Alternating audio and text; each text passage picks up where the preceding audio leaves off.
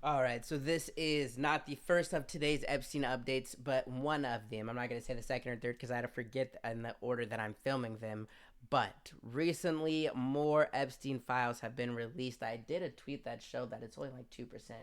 So it's not clearly, not nearly all of them. I need to find that and talk about that, but for a different video, right? But new files were released, so I am keeping an update on just all of the things that I'm seeing. And in this video, I'm talking about emails that were found that show that the Israeli government installed and maintained a security system at an Epstein apartment. This is a drop site article. I first found out about this story while reading the drop site newsletter. If you do not have Substack, I'll say this: any social media you have, follow Dropsite News, or you should at least just go to substack.com and look at Dropsite News. And even better, I would subscribe to their newsletter. It is one of the better newsletters I read. It has so much information in it and so much stories that I am like, okay, I have to talk about this myself and say what I think, or just like say what questions I have and where it's making me think. But this story is one of them, right? The Israeli government apparently putting a security system into Jeffrey Epstein's apartment. And we're going to look at a little bit of this article and some of the files. Some of the files this article talks about, right? But the thing that's interesting about this for me is because, yeah, if you're a good American citizen that supports, that supports Trump and supports the regime that is currently in place, then you want to believe everything that they say. And one of those things is that it's crazy to believe that Epstein could have in any way worked for the Israeli government and could have been giving them any information. That's a conspiracy theory. That's crazy to think, right? That's what you're supposed to think. And then when you just, ask yourself a question about Ghislaine Maxwell and say, who was Ghislaine Maxwell's dad? Robert Maxwell. And who was Robert Maxwell? And who did Robert Maxwell, what did he do? And then you ask more questions, and then you see more headlines, and then you start thinking more things, and then you see a headline about maybe Israel maybe doing security for an apartment for Jeffrey Epstein that was owned by the apartment was owned by a former prime minister of Israel, but then it was given to Epstein, and then they put a security system in it, and then Epstein had to give permission for all the people that would come in and out of the apartment because the security system was so big. And the wife of the former prime minister was emailing with Jeffrey Epstein's assistants saying like, oh yeah, let's do these things, you can put holes in the wall to put up different cameras in the security system. They were putting cameras. Israeli prime minister, you start asking questions, but you think, but no, he wasn't working with the Israeli prime. But then you think, well, I don't know, man. I don't know. You start thinking things. You start figuring out different headlines, and then the headlines you start to put them together on accident. But then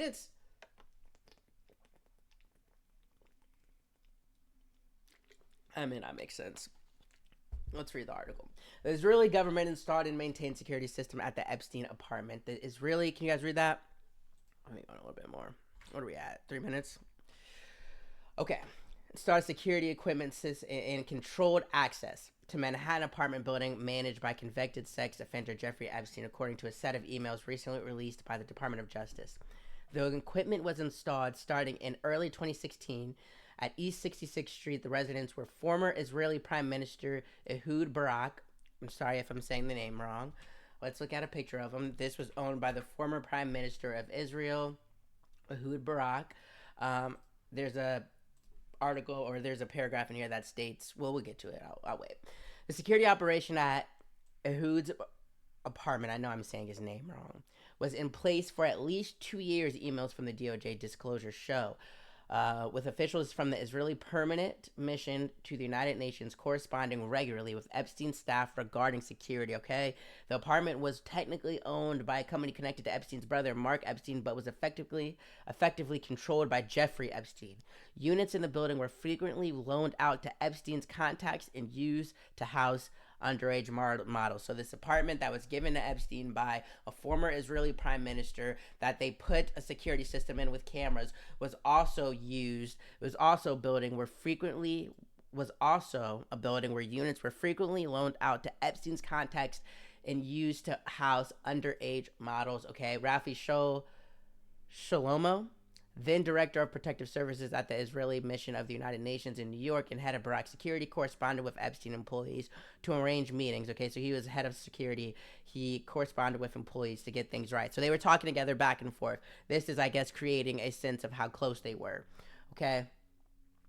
Under Israeli law, former prime ministers and other high ranking officials typically receive security services after they leave office, which I feel like is normal for America as well. I think there was like a story where Trump took it away from Joe Biden, but I think former presidents have like a secret service protection.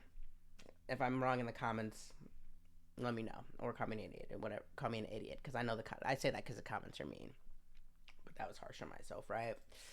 According to the emails, Epstein personally approved the installation of the equipment and authorized meetings of his staff. Okay, you're probably looking at where the emails, they show them. Let's get to it a little bit. Prime Minister, this is interesting. Prime Minister Benjamin Netanyahu, the current Prime Minister of Israel, who I've talked about on this channel, who, if you don't know about, okay. Necessary suggested that Epstein's close ties to Barak, a longtime Labor Party official and rival of Netanyahu, so they don't like each other. The former prime minister and the current prime minister of Israel do not like each other. And basically, Netanyahu is saying, see, the fact that this former prime minister was cool with this with this pedophile, and I'm not cool with him, this proves that my time and my leadership of Israel had nothing to do with Epstein. That's what he's saying. You say what you want about that. It is also worth it to say in 2016, during the 2 years where this former Israeli Prime Minister Ehud Barak had that security system built and was keeping it maintained, during those 2 years, he was not the prime minister. It was Benjamin Netanyahu. So he was a former prime minister at that time, even 10 or so years ago back, okay? So it proves the opposite, Netanyahu. Jeffrey Epstein's unusual close relationship, unusual it is, with Ehud Barak doesn't suggest Epstein worked for Israel. It proves the opposite, Netanyahu said. Stuck on his election loss from over 2 decades ago, Barak has for years obsessively attempted to undermine Israeli democracy by working with the anti-Zionist radical left in failed attempts to overthrow the elected Israeli government. So in this case, it seems like Netanyahu is calling Epstein the anti-Zionist radical left, when his prime lady was Ghislaine. We'll maybe do like a story on, or maybe we'll just show a video, or put like this is why I need like just something to just give you guys articles. Follow my Twitter, bro. Today I'm gonna follow my Twitter. It's July, or July. I'm ready for summer. It's February 19th, 2026. Just look at what the G Studios Twitter retweeted about the family of Ghislaine Maxwell and tell me, just read headline. Like I said at the beginning, certain things start to make sense, but then certain things that you were told that you didn't know about make no sense when you figure out. Okay. So this is where we get into the actual files. So the emails were between Barak's wife, Neely Pirelli, and an Epstein employee whose name is partially redacted. And if you look at the files, this is from Jmail, which I've talked about. I'm going to link it in this. If you do not know Jmail, look at it. It's amazing, right? If you want to just learn about the Epstein files or look at them. So the designation, this is Neely Barak, his wife, talking to the assistant of Jeffrey Epstein, saying they paid a visit to the apartment concerning the alarm system. We have persuaded him not to have any cable. So they're basically just talking about what they're going to do to the house. The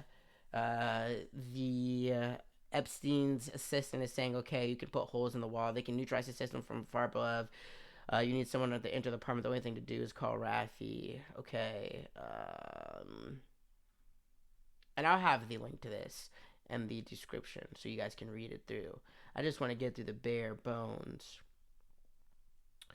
An Epstein assistant provided Israeli officials with a list of employees who would need access to the apartment, adding, I understand that you already have a copy of her ID from a while ago.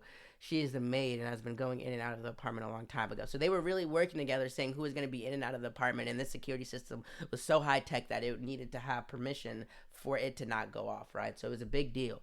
They had close contact, and it was a lot of it.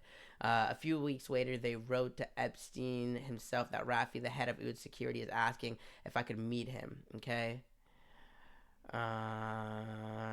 Do, do, do, do. Epstein's Barack's longtime aide, Yoni Korn, who died in 22, was another frequent guest at Epstein's apartment. All right, and of course, Ehud Barak. I think it says it in here. Of course, Ehud Barak said he didn't know Epstein was who he was and regrets all his time with him, right? Because that's what everyone that talked to Epstein says, that they regret their time with him. No one knew what he was doing, and it was all just this crazy thing that was happening, right?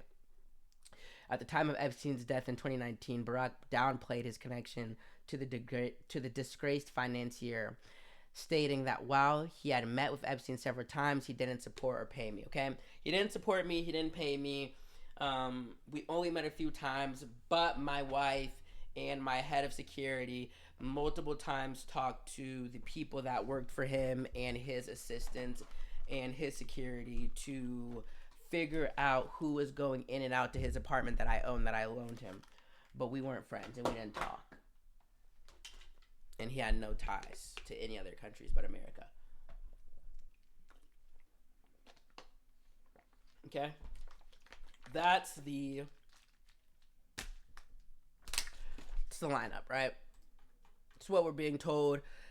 So as the files continue to get released, hopefully maybe they won't, but even as they not continue to, even if not, if I can talk, even if not, we get more files that are released. Even with the ones that are released now, as people continue to look through them, I guess I'll continue to see and cover and just continue to ask the questions, right? But I will continue to look at, do we see files that prove that Epstein had no connections to Israel?